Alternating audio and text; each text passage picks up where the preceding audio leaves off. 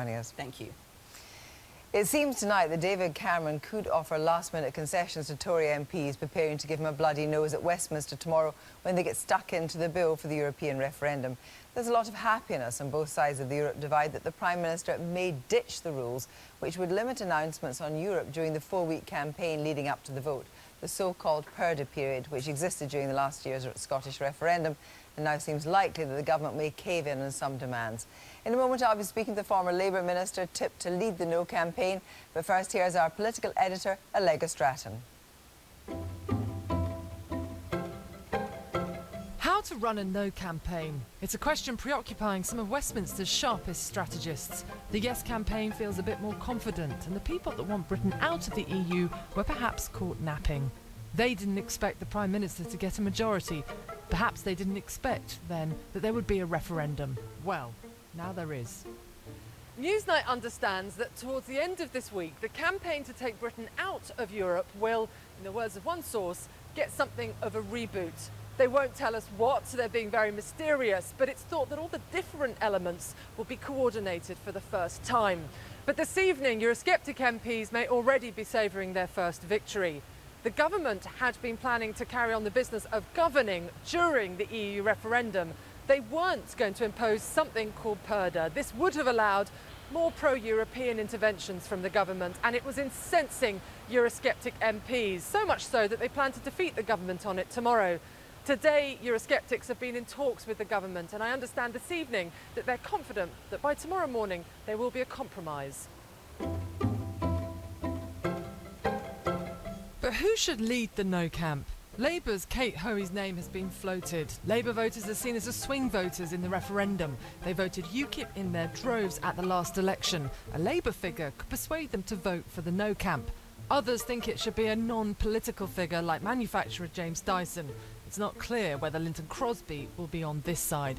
Newsnight understands the PM wants him running the Yes camp alongside George Osborne or Boris Johnson, whose leadership campaigns he could then run.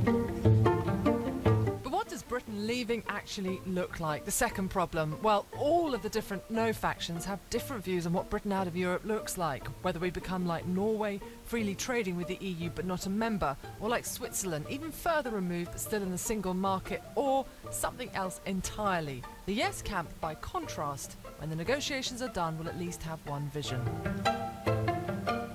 And so to that renegotiation strategy. It will take a while to find out what the Prime Minister is going to get from Brussels. High-profile business characters won't come out either way until they know. By that time, it could be too late.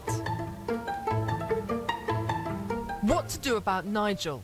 UKIP own the issue of Europe, but their profile alarms less die-hard Eurosceptic voters, which is why some senior Tories don't want Nigel Farage to run it. He knows this and apparently accepts it. There are also differences within UKIP. Douglas Carswell wants to leave the EU but is pro-immigration to Britain. Nigel Farage is opposed to both. If there is concern with using politicians to front the campaign, not so with businesses. Senior Eurosceptic figures think persuading big business will be key. One telling Newsnight, all we need is a score draw on the economic argument, and then we're home. There are other issues. The Tories don't have a majority in the Lords for a start, meaning pro-European peers could overturn the will of Eurosceptic MPs. But tomorrow, anti-EU MPs will be focused on their first battle, pushing for purdah. Senior Eurosceptics have told Newsnight they believe the government will accept restrictions during the referendum tomorrow. And if they get that, the Out campaign has had a pretty good start. Allegra Stratton, well, here with me now is the prominent Labour Eurosceptic and founding member of the Labour for Britain campaign, Kate Hoey. Good evening, Kate Hoey. You're a rare beast in as much as you're a very high-profile senior Labour figure who's prominent for Out. Well, there are a few more of us, but I think we're almost ahead of the game at the moment in terms of there's a lot to happen before we actually get into the real bit of the referendum.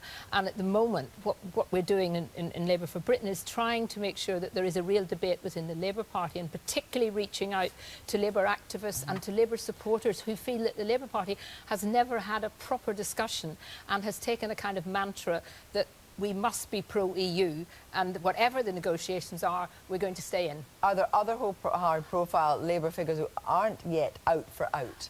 You know, we're really very early days, and all the you know, people like Graham Stringer, who's been very active in this, Kelvin Hopkins, we're just trying to make sure that our voters out there know that the Labour Party is not a monolith about everybody being pro-EU, that we want to see real fundamental changes too. It is interesting you say that about a rethink on Europe, because here you are in the midst of the turmoil, and you want to, as I was saying, Julia Gillard, in your worst defeat in 20 years. And I don't see any evidence that Europe is one of the kind of key areas that's under discussion. Well, the EU definitely cost us some seats. There's no doubt about it. The work that's done showed that UKIP in coming second in certain number of seats, and also that there were certain seats where if UKIP had not done so well, Labour would have held on to the seats. And I think there was a kind of complacency there. And there is a complacency, I think, amongst our candidates for leader, that they really don't think that this matters. None of them. That's interesting you should say that. You think none of the four candidates has any actual understanding of what the voter and the grassroots think about Europe? I think Andy Burnham, to be fair, has talked most about having to listen to what people are saying. And, you know, I wrote an article yesterday, and the response that's been today from Labour people all over the country sending and saying, thank goodness, somebody's saying, look, the Labour Party is not... The Labour Party used to be very, very anti-EU. We've gone to be completely pro-EU. Let's actually discuss why it would be better for us to have that debate. Well, people are saying, you'd say, thank goodness there's somebody out there, but what it seems is that actually the out campaign is kind of leaderless, a bit chaotic, a bit rudderless, and so therefore, would it take Kate Hoey to put it together? Oh, no, look, we're way, way ahead of that. I know the media love these kinds of things, but the reality is, well, the thing is, the no momentum's got to pick up. Yes, but the no campaign will eventually have to come together, and there will be, but it's not going to be led by politicians. You know, the thing we've learnt about elections is now just how disillusioned people are with politics and politicians. So you're going to hide, but so hang on, you're the elected people, so you're going to hide behind someone that's not elected? No, we're not going to hide behind anything. There's going to have to be a really united leaving campaign if it comes to that. And it would be led by people, it could be led from people in the business world, it could be led by people who maybe we haven't even... Mr Dyson? It could be led by all sorts of people. But I just think this anyway, is it's not going to be won by politicians, it's going to be won by the public. But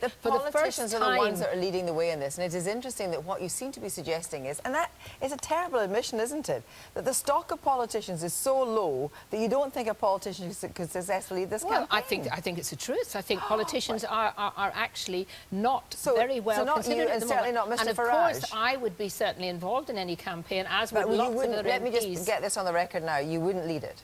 I don't think we're going to have that kind of campaign. This has got to be a people's campaign. This has got to be people out there who've got their say for the first time in all these years, and many, many of them will come forward, and we will see this being, you know, I think we mustn't get diverted on the leadership campaign. So would you share a platform with Nigel Farage, Kate Hoey? I will share a platform with anyone who has looked seriously at this issue and has realised that our best interests could well lie outside the EU. Kate Hoey, thank you very much.